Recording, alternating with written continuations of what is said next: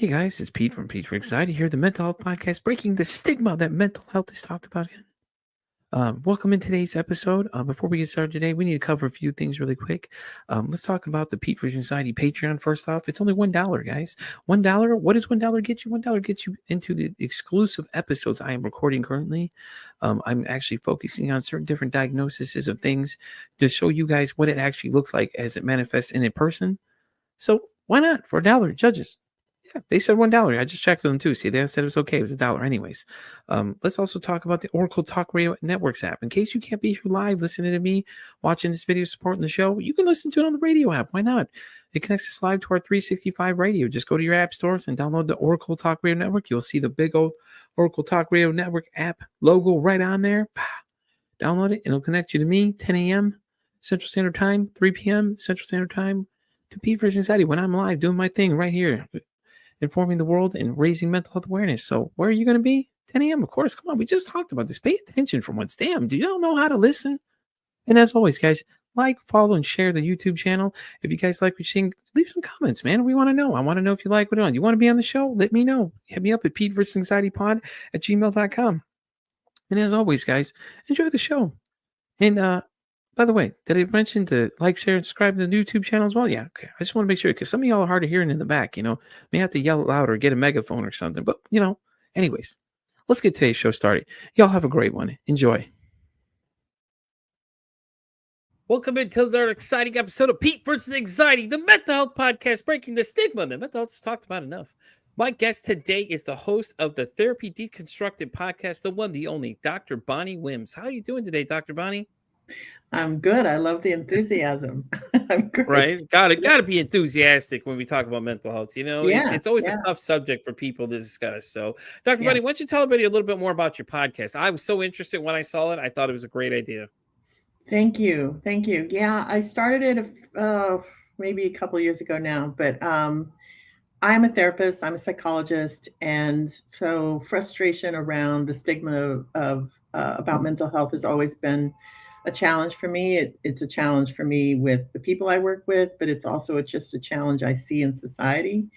And I just sort of had a conversation with myself one day about sort of how can I help that? How can I change that more than, dinner conversations with my husband? And I realized that I think therapists are part of the problem. And I'll tell you why. I think there is a sort of shroud of secrecy around what therapy is. There isn't often open door policy as to talk about what it is that we really do. People judge what therapy is from movies and television shows. That's the only real window they have into what happens behind that door. And so there's fear and there's anxiety and there's an unknown kind of quality to it. So I thought, okay, so why are we doing that? Why are therapists secret about something as if it's something we can't just talk about? When I got my degree, my brother said, "Oh no, are you going to be able to read my mind now?" That's a common sort of misconception. We don't get taught how to read minds, by the way. So I just thought, I'm part of the problem. How could I be part of the solution? So that's when I started the podcast, and I try to talk about things that happen in the therapy room, ideas that are sort of misconceptions, misunderstandings that I think then lead to the stigma. Yeah, no, I love it. I seen that and I was looking at it. I've listened to a couple of them and I was like, damn, this is great. Cause I was like, this is exactly what it is. People worry about when they hear word therapy, they get so nervous. It's like, well, I don't want to go talk about my feelings. Okay, then don't talk about your feelings. Just have a conversation. I mean, like they make it worse than it's got to be. It's like you're going in with the wrong mindset. First off, you're already going negatively in this thing instead of being open minded. Yeah. And it makes me laugh when people say that kind of thing, or certain subjects get brought up and they just like want to just jump up. Okay, well, we're done talking now. Let's go leave the conversation now. So yeah. And you hear it on in the media too. You hear, why would I want to tell my problems to a stranger? I don't want to get advice from a stranger. And that's I have an episode on that. We don't give advice. We don't tell you what to do. That doesn't happen. Exactly. And if a therapist is doing that, then you should change therapists. But we don't tell you what to do. We try to listen and reflect and empathize and help you figure out what to do. It's a completely backwards idea that somehow you're going to come talk to me, I'm going to read your mind, and then I'm going to tell you how to live your life. It's just not what happens. What? You can't read my mind? No. That makes you laugh. Every time you say this, somebody was like, "Oh, you can read my mind." I'm like, "Huh?" I like to. I used to joke like, "Oh, you're gonna come analyze me now?" Because I've always was fascinated by it. I've always been fascinated by psychology in general, just understanding like how the mind works and different things, Yeah. And so I've made jokes that somebody else has said they're doing like counseling and therapy. I said, so do you want me to come lay on the couch now or later? It's Yeah. like, but Yeah. once I did therapy though myself, it was like, it's so different than what people think it is, and Yeah. I hate it when people are so afraid to try it. It's like, why don't you give it a shot? You may have to go through a couple people to find somebody that matches. And what was it? My last guest I was talking to about an hour ago, we were discussing. She said it was like dating, and I said that's a great thought. Though, think Yeah. about it. You guys have to kind of go on a date together. You got to make sure that you make sense, because if you don't click with them, then you're not going to open up and talk to them, because it's like you're going to be so guarded. It's just no point. You guys are Yeah. wasting each other's time. Yeah. It's a relationship, right? It's a relationship Mm-hmm. and it's a very strange and odd relationship because you're not going to find out a lot about the other person, the therapist. But Yeah. in that relationship, you as the client have to feel, as you just said, you have to feel comfortable because you may, as people tell me all the time, I've never told anybody this, they'll open up and say something out loud that they've never said before. And Yeah. in that, they gain insight into what they're really thinking and why they're behaving the way they're behaving. It's very powerful. It is, like you said, you've always been fascinated. So have I. Always. I think it's the most amazing, amazing thing. And yeah, I understand if you don't really get it, or if you're worried. I think the biggest people that are vocal against it are worried for themselves. What does that mean about me? You know? Yeah, I think it's also they're worried about what they're going to find out, though. They may find something they don't like, but I mean, at the same time, at least you know what it is that's it's either causing you to have whatever situation you're in. If it's a rage, and have these moments where you feel like you're spacing out on certain things, or something happens that's just you can't explain. Yeah. That someone can at least bring it into retrospect for you now, Yeah. and Yeah. things like that. So, and I think when people get labeled with certain things, it's just like they freak out, like oh, I'm bipolar, so now it means I'm crazy. No, Yeah. dude, stop. Why do you have to Yeah. jump to conclusions? Like, I hate that when people jump to a conclusion about things. Yeah. Yeah. Because the label crazy or mentally ill or any of those things, Mm-hmm. and I think a lot of that's in society. Um, First of all, it's this idea that somehow because I'm reflecting on my mental health and I'm starting to understand what it is that I do that gets in the way of me living the most fulfilled and joyful life that I can possibly live. Starting Yeah. to understand that. We do sometimes, not me, because I don't diagnose, but there are therapists and psychiatrists that label, and there's medication for people that can be Yeah, I, very I think that's helpful. the scary word you just said. You're scaring people now. You said medication now. Be careful. People hear that word and just start panicking. And it's like, Yeah, guys, it's yeah, not for everybody. Like, I think that's what people need no, to understand too, is when it comes to medications, like certain people are medicated is because they need it. It's not because it's just okay, well, they went to therapy, now they got their medication. It's no, yeah, they need it for something that they're having an issue with, that they're trying to control, or get it yeah, under some kind of, kind of wrap, so it's not so destructive, I would think, in some ways, or anything like that to themselves or harmful to other yeah, people, kind of thing. And I yeah, think that's what people need to understand when it comes to medications. It's like, medications are nice, but there's so many other methods that people use, that are so easy, that don't require those kind of things. absolutely. And I don't prescribe. I'm not a psychiatrist, and I work with people who are medicated and people who aren't. Hmm. I think for me, and we know by the number of prescriptions out there and the amount of drugs that are produced that there are probably some over medicated people out there. Yeah.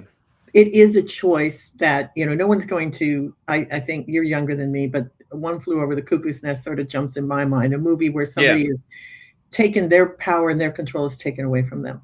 For the most part, most of the situations, it's somebody saying, I'm in a situation that I feel I need a little extra support right now. Just take a little medication for a while. Maybe it helps kind of curb some of that, so that you can kind of get on top of it in your mind. That's to me, the best case scenario is that somebody uses something that helps them in the short term kind of get on top of it and really kind of step away from the loop of anxiety or the loop of depression, and where they just gives them a little bit of, it's like, I always say it's like Weight Watchers. It's like that. It's not meant to be a lifetime membership. It's really meant to be jumpstart me, help me, guide me, and then I feel a little better, and now I can take it from here. But once again, I don't prescribe medication, is not my thing.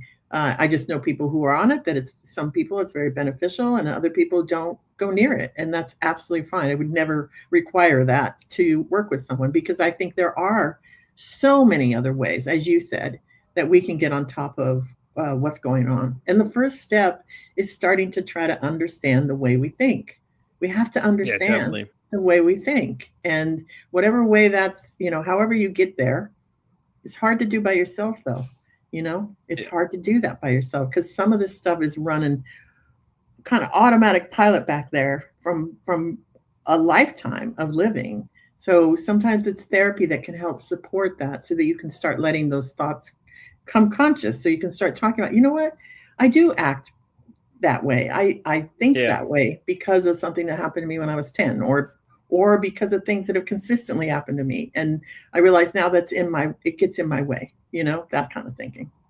Yeah, it's funny you say that when I was a kid, because when I was 10, my mom abandoned me, and I didn't realize something until I talked to a therapist named Dr. Tim when I was doing the audio side of the podcast, where we got to video, and him and I were discussing, and he told me, he's like, Pete, can I ask you a question? I said, sure. What's up, Dr. Tim? He said, do you have this feeling like you want to make sure everybody feels included in everything? I said, as a matter of fact, I do. He goes, that's because when you were abandoned, that's that thing you picked up. And I was like, it's so weird, because it's like you don't think about it, because when I barely I remember what happened, but I don't remember what happened. Yeah. But it kind of affected me so much up to the point where I finally got started talking to somebody about it and things like that. And and it's the little things that people don't realize that matter. That some things like that could just affect you so much, and it just adds those little quirks, or you pick up different personality traits of certain things, and it was something weird I didn't even think of until he said something to me about it. It's like, oh damn, yeah, you're right. I kind of do feel like that.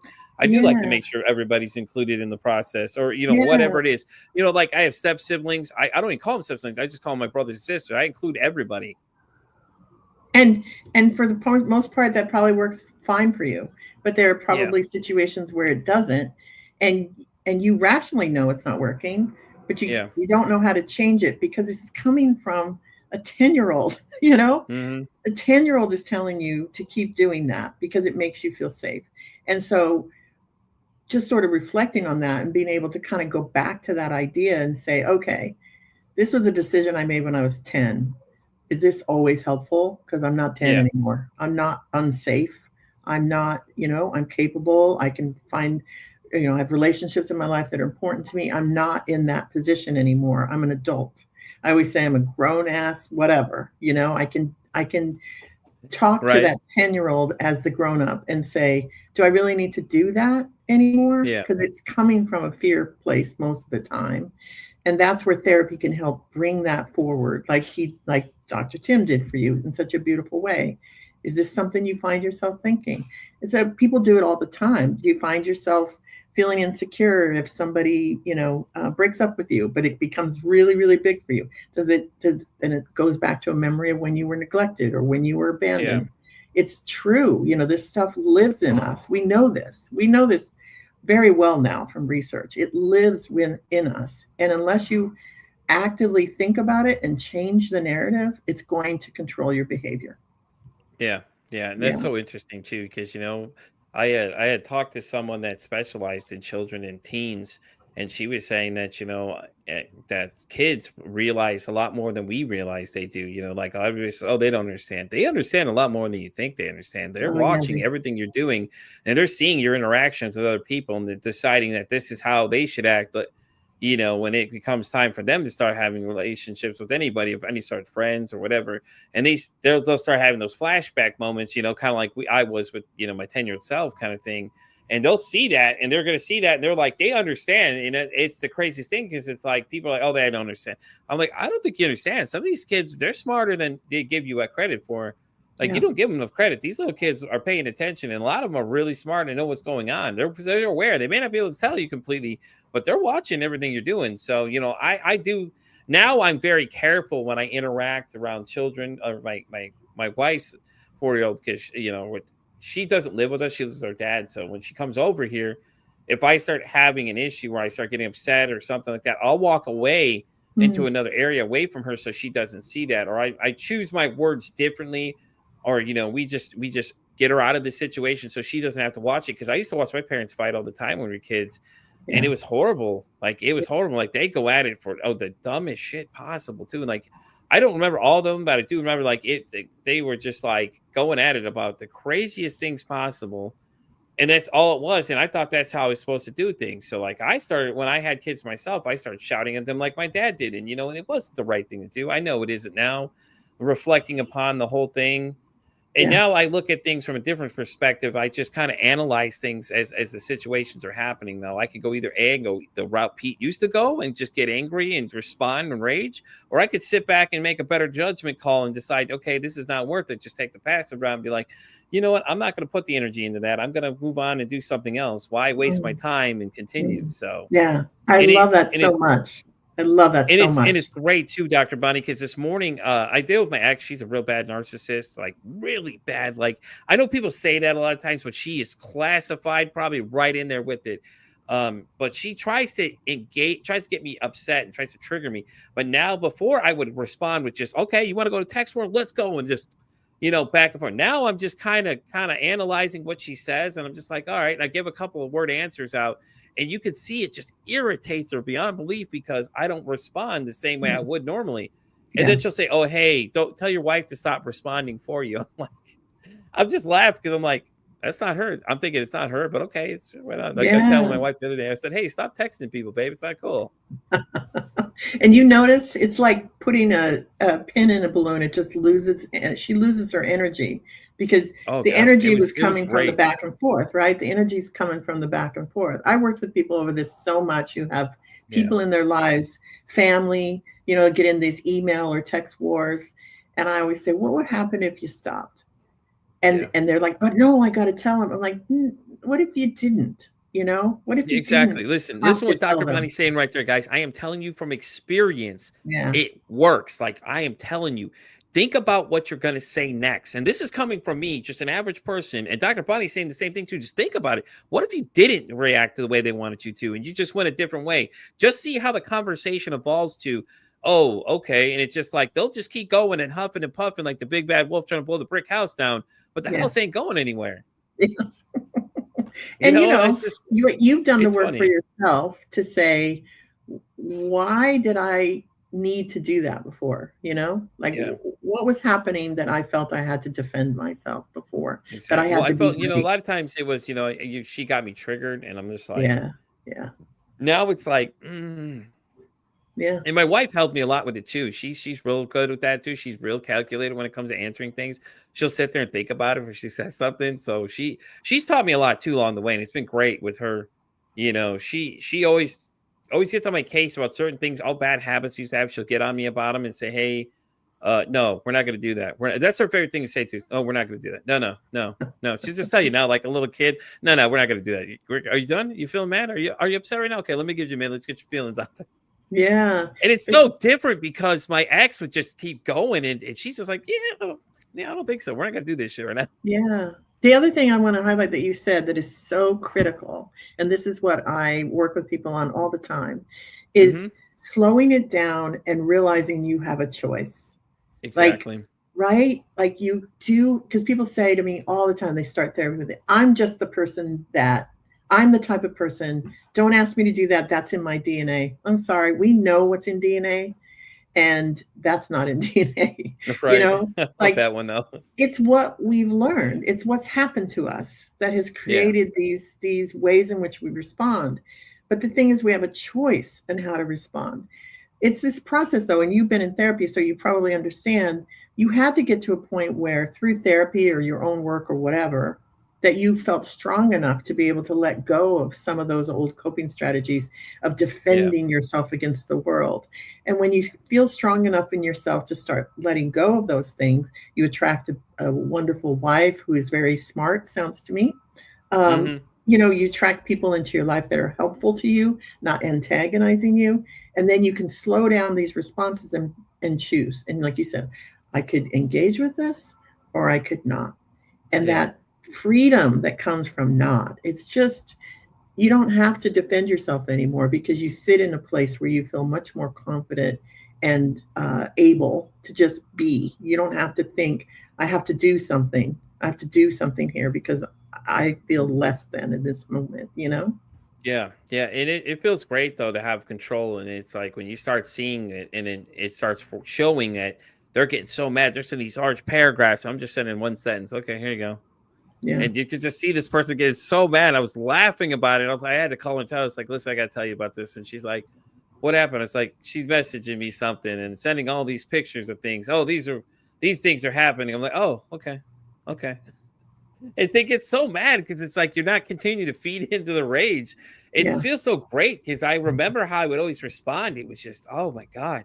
Yeah. And then It your was rage horrible. Like, catches your rage. And yeah.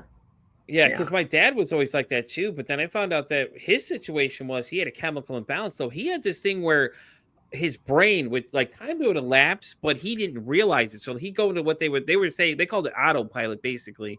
Like Mm. he'd leave somewhere and then he'd go by and then the time lapse would happen. But to him, it never happened. It was just okay, it's this time and it's this time. And he wouldn't have any idea what happened in between there. And it was so fascinating. And I think that's the one thing that really caught my interest. I was like, that's so interesting. Really? I said, how does that work? And they were like, oh, it's something to do with the chemicals in his brain or something. It was just like he had too much of something that was causing it to just shoot off like that. And I was like, that's really weird how just all of a sudden it goes. And it's like, and my mom is the one that told me about it. She's like, yeah, his speedometer added on X amount of miles. And I asked him what he did for the day, and it has nothing matches up to what's going on. So Mm. in that time period, he's driving around in autopilot. And it's the scary part. It's like he's an autopilot. So like, how does he know what to do in there? Maybe muscle memory or something. But that was Yeah. so fascinating to me, is because it's like he's basically skipping time, but doesn't realize it because it just happening to him. It's just him going through his day. But to the rest of us, we know something's up. Yeah. Yeah. And you're also describing, I mean, there is the chemical imbalance, and then there, for a lot of us, it's a trauma response, Oh, and then okay. trauma is way too overused now in the world, just like It trigger, and they've is. lost their meaning. But in the true Mhm. sense of trauma, Yeah. we have a trauma response. And in that trauma response, we're not sitting here in real time. We're back Yeah. in that trauma. And, Yeah. that came into, we understood all that during PTSD and thinking about Mhm. soldiers. But now we understand trauma is whatever's traumatic for you, whatever you go back to Mhm. this place that was very traumatic for you. I have a 6-year-old memory that I go back to, and that's a place of real insecurity and real Yeah. confusion. And I hit that spot and I know it now, but I recognize what it does to me because it's physiological too. You feel it in your Yeah. body. And then you're not thinking rationally, you're really not in the moment. And the number one way I can always tell my traumas my traumas informing what I'm doing is I'm making things really big. It's like somebody Yeah. cuts you off in traffic. All of a sudden, it's life or death. It's really big, and my Yeah. heart's racing. I want to yell at them. I want to chase them down, and that's the trauma. That's making the current situation so much larger because you're just piling on kindling on the fire from your past. And Yeah. that's something in therapy we really talk about is go back to your 10-year-old self and understand how that really informed you at 10 and how traumatic that was. It had to have been Yeah. traumatic. And then what did you say to yourself in order to go on living? You have to understand what you said to yourself, how you Yeah. coped, so that you can change it. Like you said now, like you don't have to fight every fight. You don't have to Yeah. engage with every argument. Yeah. And that's the nice thing about having a partner that understands that too. So we both check balance each other like that. Like Mhm. she'll say something, I'm like, is it really worth it though? Because I'll ask her the same thing. Is it really worth it? Because it's like, what are you gaining out of it? Like she gets upset with it, and like we all get mad, she gets heated moment thinking about it. I'm like, yeah, but what is the outcome that's going to work out for you in the end of that? Is it really going to Yeah. be worth it? Because you really need to start thinking about what the outcome is going to be at the end of the day. It's like, what are you gaining from this? And Yeah. I have this really bad problem. I have really bad gamer rage. Like I get so mad sometimes we're playing these games. It's like I know I started to learn now when I need to take a break. Yeah. And my wife helped me that too, because I was just I couldn't even tell you the things I said in one of some of those chat rooms. Dr. Bonnie, it was bad. It was bad. It was bad. Like people refer to it as like Call of Duty lobbies. They were like, woo, they were a language war zone in there, man. You just said Wow. whatever to upset somebody, and the Yeah. idea is you're trying to get the other person so upset they just start messing up when they're playing. And it was just, yeah, it was unpleasant. And I am the first to admit that I was not the most pleasant person for a while at a time, and it's different now because I get to look back and reflect on it as I every episode I do the show and things like that, and different things I learn as I go. And it's really funny. I start laughing at a lot of it because it's just like, it was just silly. It's like I look like a complete fool. At the end of the day, what did I gain? Nothing. I sounded like I was the coolest kid in the room, but it was just like, yeah, but you're really not. You're the biggest asshole there. So, Well, but the thing is that, we're human and we're all going to get angry at times. We're all going to say things that we really don't mean, or later on that we're, sorry for or embarrassed about. I feel like, I've steeped in this stuff. I do it every day, but I feel like for most of us, if we self-reflect, if we work on it, then those dips get more shallow and less often, So it's not about shaming yourself for saying, this is something that I did wrong. It's just about learning. It's about, it's learning. We're all just trying to learn here. yeah, I think that's really the point of it all. And so you're learning. And so you don't do that like you did it before. So that's amazing, because some people don't learn. Some people don't want to learn, I don't play with mics anymore online because I'm not allowed, so it's like, it's too much rate. Someone starts saying something. And I love the banter. Don't get me wrong. I love bantering people. I'm a big sports guy, so I love to banter with people. And I think that's the one thing people need to understand too, is like bantering and being harsh to each other are two different things. Like we can banter, guys. Like we need these guys that I come in over place where I work, banter all the time. It's all in good fun. Nothing really harmful. But then you get that one person that doesn't understand what's going on and just starts like throwing things in there. And it's like, yeah, man, you just killed it. We're having a good old time. We're just trying to amp each other up kind of thing. And my wife too, she'll tell me when she hears me out there typing, because we play in two separate rooms, and you can hear mine when it's clicking. She's like, what are you typing? I'm like, I'm typing good game. That's all I'm putting these people, hey, good game, just good sportsmanship. And she's like, you better be nice to people. You can just hear her yelling from the background. But you the difference. Yourself, damn it. Come on now. Yeah, the difference. And like I said, it's not like we don't still, come on, you and I, it's real easy to sit here and talk all kumbaya right now. We're both going to get angry at times. We're both going to say things. Yeah. But it's just, my husband would listen to this and go, yeah, I know she can get angry. But my goal is, and I try, keep working on myself, is to understand where it's coming from and what's really happening for me right now. It's that stepping out and trying to see the big picture, right? Like like you said to your wife, what are you really trying to achieve here? Yeah, exactly. And just that step back, take a break, go for a walk, do something to kind of stop that fight or flight. The brain wants to go, oh my God, this is like the biggest deal in the whole wide world. And then you ever notice, like you sleep on it and you wake up in the morning and go, what was I so upset about? Right. Yeah. Go take a walk, and that thing you're trying to remember all of a sudden just shows up. This is not magic. This is the way our brain works. When you move away from the stress, when you move away from whatever it is that's provoking you, cooler heads prevail. Creative part of your brain kicks back in, and you're able to think about it in a bigger way and understand yourself again. So it's just the game. It's like what we're all trying to achieve is to be able to stay in that space more often than not, right? Just stay in that space of rational, being able to understand the emotions are happening, but that doesn't mean, like I'm angry, but doesn't mean I have to demean you. Yeah, exactly. Right? Yeah, you make a better choice. Like you said earlier, I got this choice or this choice. I'm going to take this road because this road helps me. This road keeps this relationship intact. This road keeps me from having to apologize tomorrow because I said Right. something rude. It's like you can just see that. It's Yeah, just clearer. Yeah. there's been some of those mornings there's some things Scott said, and then it was like, or it's, a lot of the great thing though about it is when you connect together as a group, you just start having random phrases you all just start saying. So I've been the one person just come with some random stuff I heard, and I can't get it out of my brain. Like, what is it? I can't remember what fast food restaurant had the squish fish patty on a bun thing. So I had all the whole group of friends saying it. They're all like going squish fish patty on a bun. They're like, are you gonna stop me, man? That's enough of that shit. All right, we're tired of this. And then all of a sudden, then they started saying like, God damn it, here he goes. Now he's got me saying it too. And we're all having a good time chopping it up and things like that. So but when I get into the public lobbies, it's I can't. It gets heated. You do get some crazy people though. My wife got quote unquote trolled one day, and she was just like. She's like, oh my God, it was horrible. I'm like, oh, so you got trolled for your first time. Yeah, it happens. Don't worry. Wait till it's like a 10-year-old doing it to you. Then you're really going to just like really feel bad that because this little kid just basically trash talked you and now you got to take it. Yeah. Yeah. I mean, I would imagine, I don't do that, but I would imagine Oh, it gets rough. there's just something about this anonymous quality to it, isn't there? That real anonymous. I listened to a podcast years ago. I don't know if it's still around, where this person was pairing up somebody who got trolled with the troller, and they actually met on the podcast and spoke. Oh no, that'd be interesting.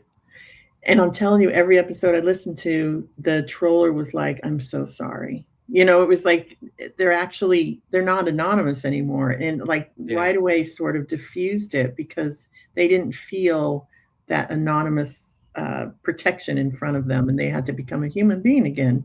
So it's an interesting thing, this whole anonymous quality that you can just spout, send off a tweet or be in a chat room under some handle where no one's going to really know your identity. I saw this thing the other day. There was people always commenting on appearance, and so these guys were trolling some actress. And so what this Instagram page did is go into their pages and get their picture. So it matched up with them, so they're saying to this young actress that she wasn't that pretty. And then they showed their picture, they're just an average person, right?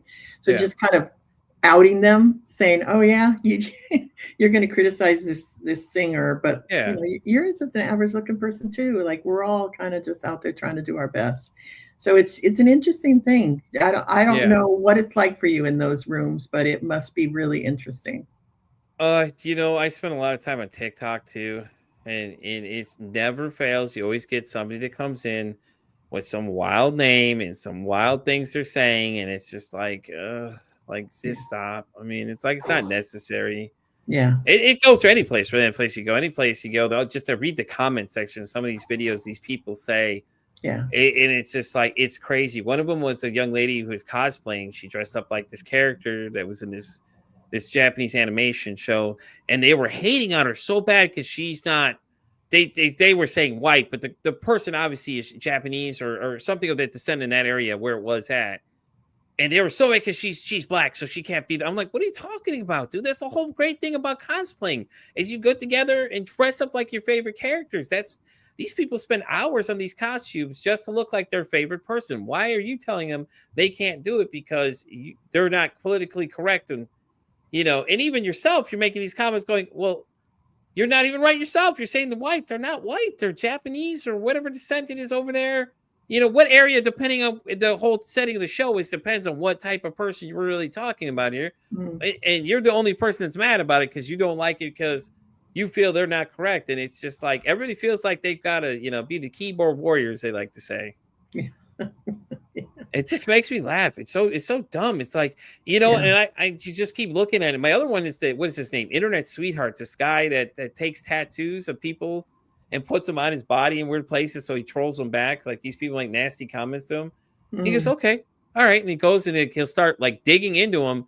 And he finds that like most of these people have some kind of criminal history or some kind of weird charges they're in for it. So he goes and gets a tattoo of, the fact that whatever they did or something like that. And he has like all these weird tattoos. And it's just like, it's just so interesting to see that somebody's going to go to that extent, to just tattoo their own body with weird pictures of other people. And it's just like, And now he's going through the fact that he's trying to do laser treatment to take it off, and he was responding to those comments, and it's just like it's crazy though, because once you start putting things on the internet, it's the same thing, man. It's like you have these people constantly attacking you, that people are telling you to go, go kill yourself and things like that. And it's like people, y'all got to understand, man, that you're attacking somebody's mental health that way too, because these people are just excited. I'm excited about a new haircut, and post it out there, and then you get 50 negative comments, and that's all they're reading is the negative comments. They're not looking at the positive comments. Yeah. And and it goes for any kind of walk of life. I think Bert Kreischer is the one that said it best when he does that podcast, Two Bears One Cave. He's like, somebody says, "Oh, I don't read the comment section." He goes, "I read the comment sections." I'm like, God damn it, Bert, you would read the comment sections, man. And and he's documented though he has really bad anxiety too. And he always talks about he's reading the comments, and I can only imagine what this man's thinking. He's like, I just see these people just shredding me in the comments and things like that, and it just gets to me. And it's crazy to see a guy like Bert that goes on stage, takes his shirt off, and just tells the wildest stories. He's reading people's negative comments and just kind of taking them in instead of just kind of deflecting, because you're going to get those regardless. Good or bad, you're still going to get comments, Yeah, 100%. You see it happen all the time. Social media, like I'm not a hater. I use it. It's just it's brought up a whole host of new challenges for people, and I think if you're using it to try to gain approval or prove something to yourself or compete with others that you think are having perfect lives, it's not gonna be successful for you. Exactly. If it's just, it cannot fill that hole. It is not. I think Dave Chappelle said it best. He said, "Twitter's not a real place." It's not a real. I love place, Dave Chappelle. right? It's not a real place. It's not like you can't. You're not building some sort of real thing here, because you get off and you've got, this is real. My life, where I live, my family, your wife, that's real. And so I think there's people seeking a lot from social media that it's absolutely not going to give it to you. And if you're fragile, which a lot of us have fragile egos, a lot of us are, I'm not sure I could take a lot of negative comments about my appearance or what I just said, or if somebody thinks it's worthwhile. I imagine it really gets to you. And so you got to take care of yourself. It's raining. I'll tell you, as a person that spends time on social media, there's weeks I gotta take cleanses of it. I just can't. Like it's always because, like with TikTok, the way it works is like they send all these invites to your lives, and it's like, I see it live. Stop sending me 50,000 damn invites. I see it. God damn it, quit. It's like, and then you feel obligated, like you have to be there. And I was just like, cutting that off right there. Let me tell you, I'll come if I want to come. Don't have to keep sending me 50,000 invites, and things like that. And I'll choose what people I decide to interact with for that reason. Like if you don't add value to my life, or you're not adding value to my message, and you don't support what I do, I don't worry about dealing with you. I'm busy. To you, I'm busy. That's why I tell people I'm busy. Like, just to avoid a complete conflict, I'm busy. I've been busy. Oh, what are you doing? Busy podcasting all the time. I have all these interviews I'm doing and things like that. I have some reason that I'm just like, I'm not even going to give you the chance to start an argument with me, because it's not worth my time. Like, you're not going to make me feel like I have to be a slave to you and be there because you want me to be there. No, I don't think so. Sorry. You got the wrong one. Like, and that so healthy, because you're setting a boundary for yourself. So Pete's telling Pete, I got you. We're not going to do this. And that is you're reinforcing that no matter what's going on in these fake places that we call social media, or in your world completely, that you got you, and that's such an important message to reinforce to yourself, because it's easy. It's just like you were talking about earlier. It's the bullies want to bully, and so if you engage, you're going to just engage. And next thing you know, there you go. My favorite thing to watch, and this horrible, not favorite in a good way, but a favorite illustration of this, is people when they then come on and say, well, I don't think this comment deserves my explanation. And then they explain, they say it doesn't deserve it, but then they do it. And I'm like, they can't resist, just like what you used to do, I think, with your ex-wife. You couldn't resist it. I got to get in there. I got to prove that I'm right. And the thing is, it's the same thing, right? It's just the same thing, except magnified, because the people commenting are anonymous, and they don't have to justify anything. They don't even have to speak the truth, because you don't know who they are. And they have this real ability to hit, buttons and appearance or what you say or how you say it. I don't know why we set ourselves up for that, because like you said, Yeah. there are people that is their goal. That is their goal. They're just on there to Oh troll, yeah. you I know? used to I used to go after the trolls too, early on in TikTok days Mm, before I was more self-aware than I am now. I was doing all that wild stuff, you know. I was yeah, out there looking for people. If people started attacking people, I'm coming in there and saying so I'm coming after them. It's like, yo, why are you picking on people? What makes you feel so good? You have to sit there and pick on other yeah, people. yeah, And I always told my kids the same thing. I was like, be careful what you say to somebody because you don't know if that person's not going to be there the next day. So think about what you're saying to people. I was trying to teach them at a younger age that I was like, hey guys, listen, when you say something to somebody, make sure you understand what you're saying to them because if that person isn't there the next day, you're not going to get a response from that. You're not going to be able to take it back. I take it back. You may not be able to take that back, honestly, yeah, because you don't know if that person's going to be there the next day. I know it's a little grim to look at it, but it's the reality is it's just like, be kind to other people. Why do we need this constant need to sit there and bring each other down? Why can't we just bring each other up? I don't get it. Why do we have to hate on, oh well, I don't like that. Well, if you don't like it, just scroll. That's a great thing. Scroll on, just to yeah, take off. yeah, But yeah, you feel the need, you got to come in and comment, and then you start attacking people, and it's like, oh, yeah, do you feel big about yourself? You feel real great about that. yeah, It's just yeah, yeah. It's a tough place to be, and I think we need to take care of ourselves. If that's mm-hmm. doesn't feel good, like you said, take a cleanse, take a break, or Oh, just yeah, don't even definitely. just don't even be on there. 100%, guys, take Yeah, a cleanse. If you feel like you were yeah, like obligated to be there, that it's ruining your day, that you're like, oh shit, I got to get on my phone and be on. No, no, no. You're going to have to just cut that tie and just say, you know what? Done. I need to take a break, turn your phone off and put it in another room, turn it on silent, do whatever you need to do. And, yeah, whatever you need, go do something else, go take a walk, go read a book, something. yeah. Because if not, you're going to be owned like a mind slave to it. And you don't want that. No, Like no. these people don't owe you anything in your life and you don't owe them anything. Now you can make friends, I get that, but your friends are gonna have to understand your boundaries you're setting. Like you need to tell them, hey, uh I'm good right now. And all these people sending these like $20,000 million. Oh well, they'll come do this, come do. It's like, no, I got other things to do, man. I'm busy. I got other things I'm doing right now that don't prioritize my life. Yeah, And that's the hardest part I think for people is it's so addictive because it's like we're in a we want everything now society. So like you get these instant videos of things just going, and it's like, oh, if I'm not there, I feel like I'm gonna miss something. And it's like you're not missing anything. Like it'll be there. I yeah, guarantee someone's recorded it or something has happened. If it's really that important, there'll be a video somewhere. Somebody will be posting it somewhere, trying to get clout from it, yeah, and all those kind of things. And it's just I was one of those people. That's why I speak from experience. It's just like I just finally stopped caring. It's like I stopped caring what other people wanted me to do, and I was like, yeah, it's time for me to take control of my life and decide that yeah, this is what I want to do. yeah. Make a better choice.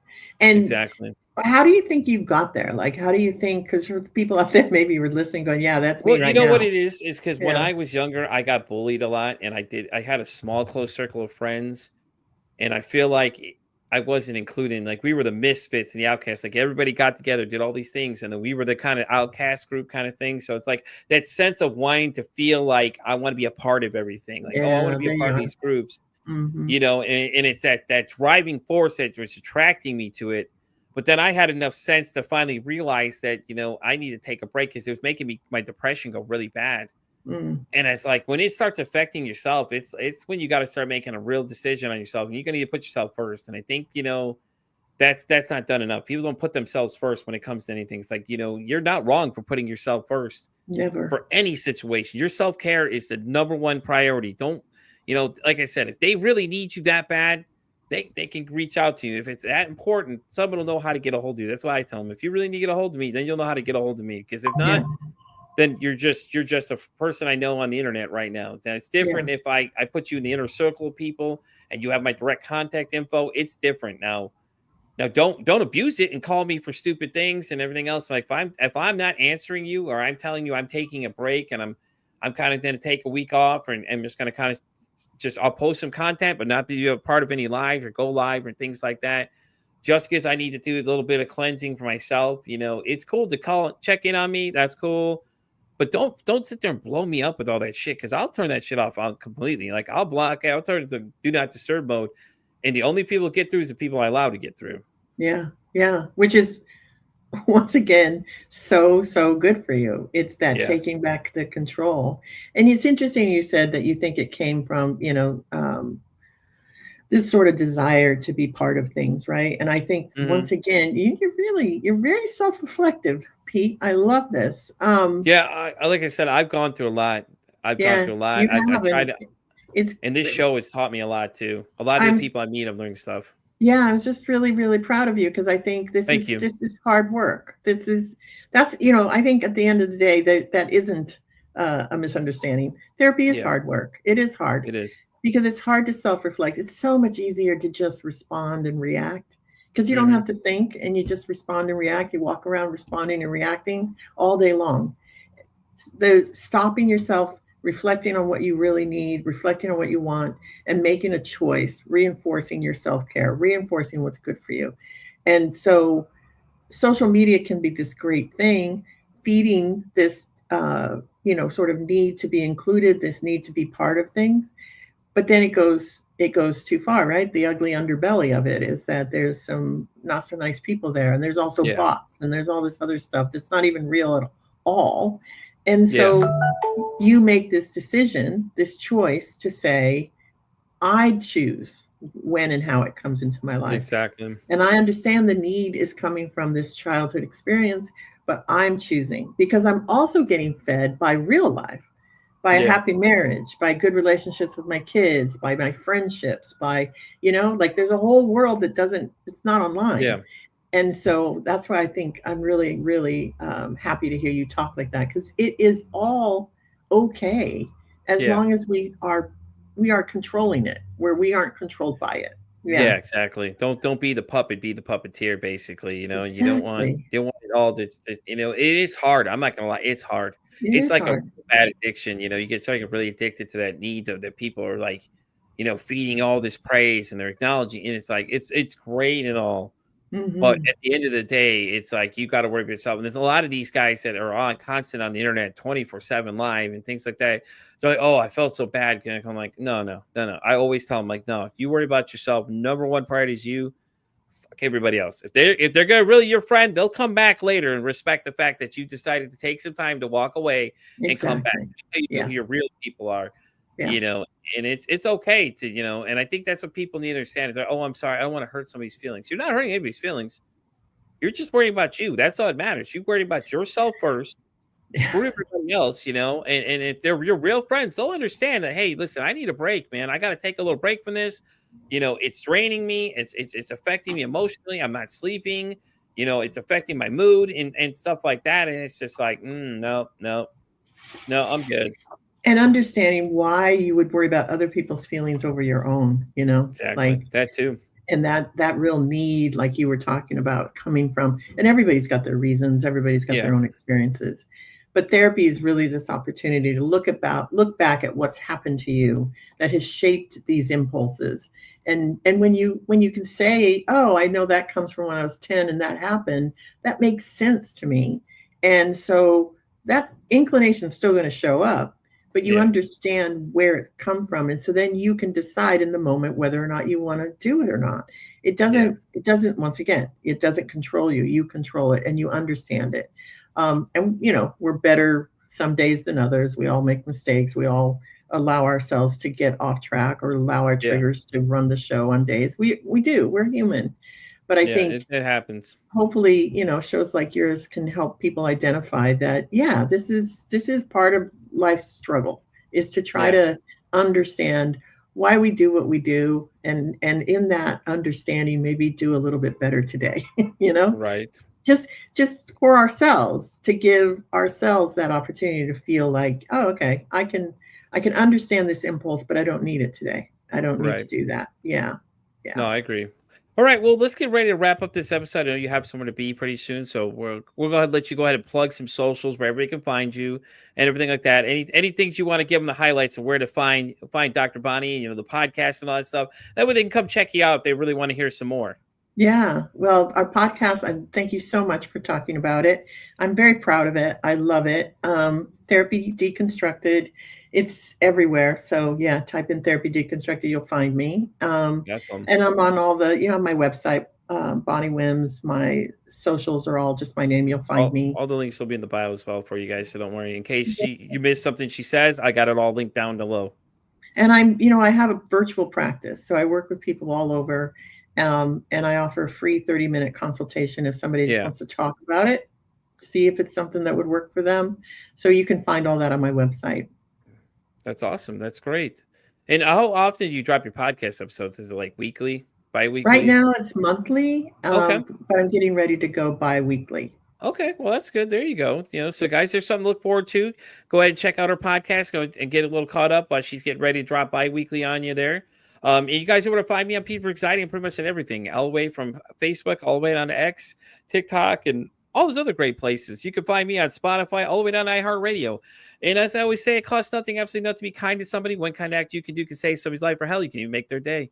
I'm Pete versus Anxiety, sitting out saying, hey, don't ask how your day is, ask how your mental health is today.